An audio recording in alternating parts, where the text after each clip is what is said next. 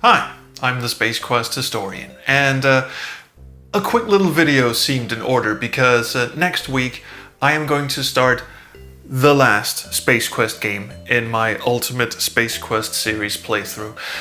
It's going to be Decision of the Elders, a little known, sort of under the radar fan game that came out last. It's made by a dude named Boston McShaw, and it's actually a pretty good game, at least I thought so when I played it for the first and so far only time back when it came out. And I've since been in contact with Boston. He sent me the latest version, so this should be the definitive version of the game, which has since disappeared from the internet as far as I can tell. So this is going to be an interesting one. Some people, just a couple really, just a small handful of people in the YouTube comments have, pretty much since I started playing the fan games, asked me if I was going to play Space Quest 4.5, The Voyage Home, which is a Space Quest fan game.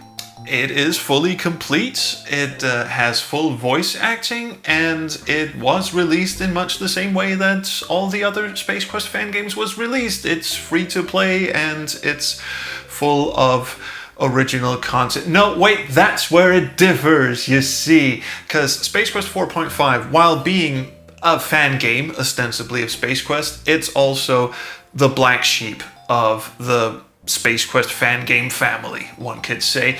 And every time someone has asked me in the comments if I'm going to play it, I have said no, I am not touching it. I haven't played it myself. I'll be honest about that. I haven't played it. I've watched the intro. It's on YouTube. No one has done a playthrough of this on YouTube, and it's not going to be me. I'm not going to break that mold either, because... and this is why it's the black sheep, really, and this was the way the community felt about it way back when it came out.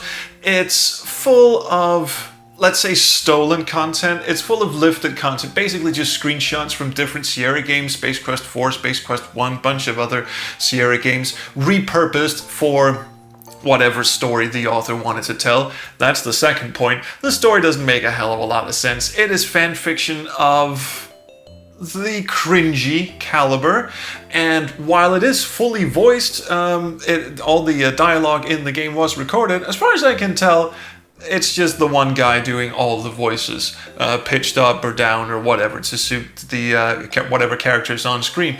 And a lot of the artwork has been mysteriously repurposed. For instance, Professor Lloyd from Space Quest 4 is now the narrator, who has an on-screen portrait. The sequel policemen are now just regular policemen, and Zandra shows up in her bathing suit in the bar on Macmethius in Space Quest 4, for reasons that are quite unclear to me, and will hopefully forever be quite unclear to me, because I do not plan on playing this. It is, by all accounts, a low-effort, almost unplayable mess of a game, and really betrays the absolute wondrous creativity that came out of the community and out of the fan games of the time. You've got something like Replicated with its gorgeous EGA, AGI EGA art. You've got something like Valhalla Strikes Back and Incinerations that reimagined Space Quest as a modern game, well, modern for late 90s anyway. And you've got that brilliant remake that Infamous Quests did of Space Quest 2. And then you've got this little bastard game that just sort of tittled around and said, hey, look at me, but all the art is basically like cutting out the bits of art from someone else's drawing sketchpad and just making a little puppet show that, look at me, I made a cartoon. No, you copied someone else's cartoon. You just animated it weirdly.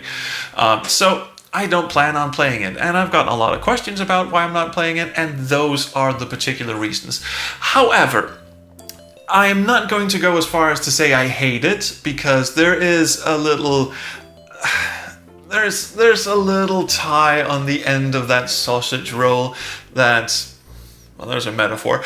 That makes me unable to hate it per se. It is what it is. It is, in fact, a game made as a tribute to the author's late father, who showed him the wonders of adventure games and Space Quest, and he basically made Space Quest 4.5 in honor of his father, who introduced Roger Wilco and introduced Space Quest to him. So you can't really hate the game for that. That is a sweet gesture. But on the other hand, it is what it is. And it is, by all accounts, a pile of crap. So I didn't think I'd sully the ultimate Space Quest experience by playing a shit game at the end. I almost did with the Lost Child. Oh, shh. No, we didn't say that.